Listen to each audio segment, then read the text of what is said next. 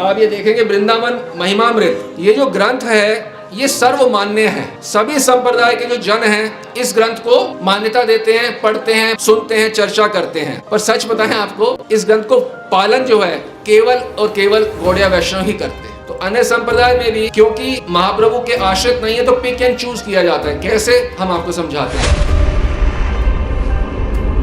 यह दूसरे अध्याय का 95 नंबर श्लोक। श्री वृंदावन तत्वम श्री राधा कृष्णयोस्तत्वम निज तत्वम च सदा स्मरयत प्रकटितिम अस्ति गौरचंद्रेण।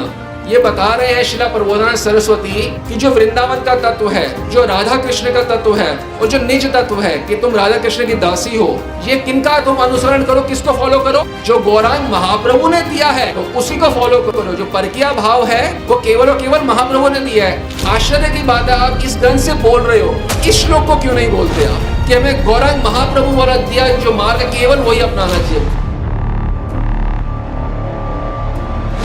आप इसलिए नहीं बोलते क्योंकि आप स्वयं नहीं अपना रहे। आप इसलिए नहीं बोलते क्योंकि आप स्वयं नहीं अपना रहे।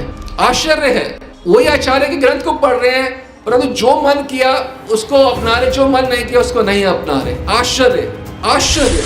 अब 90 अध्याय का आखिरी श्लोक देखेंगे। इसमें बताया जा रहा है कि क्या स्मरण करना है। रूपमयी नित्य किशोरी सखी मंडली का स्मरण करें। सखी मंडली में कौन आते हैं? ललिता, विशाखा आदि आते हैं। उसकी अगली पंक्ति बोली जा रही है, सखी मंडली का स्मरण करके फिर नित्य किशोरी दासियों का स्मरण करें। तो दोनों में भेद बताया जा रहा है कि सखी मंडली अलग है, राधा दासियां अलग है।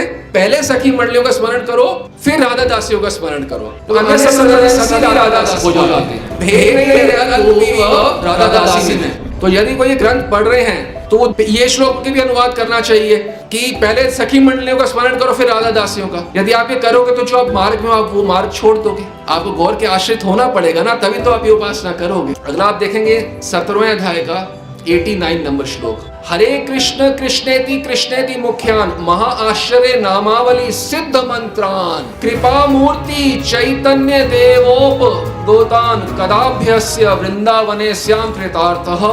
करुणावतार श्री चैतन्य द्वारा गान किया हुआ हरे कृष्ण, ये जो आश्चर्यमय सिद्ध मंत्र है, इसको करते करते मैं कब कृतार्थ होऊंगा? हरे कृष्ण महामंत्र क्या है? सिद्ध मंत्र। ये श्लोक का अनुवाद है। तो यदि कोई ये ग्रंथ पढ़ रहा है तो क्या इस श्लोक को पालन कर रहा है? क्योंकि आप हरे कृष्ण महामंत्र तो नहीं कर रहे, तो कैसे इस ग्रंथ को पालन कर रहे हैं? तो यदि हम कोई ग्रंथ पालन कर सम्यक रूप से करें ना, पिक एंड चूज नहीं होता। यह अध्यात्म है, कोई खेल तमाशा नहीं है। यह अध्यात्म है, कोई खेल तमाशा नहीं है।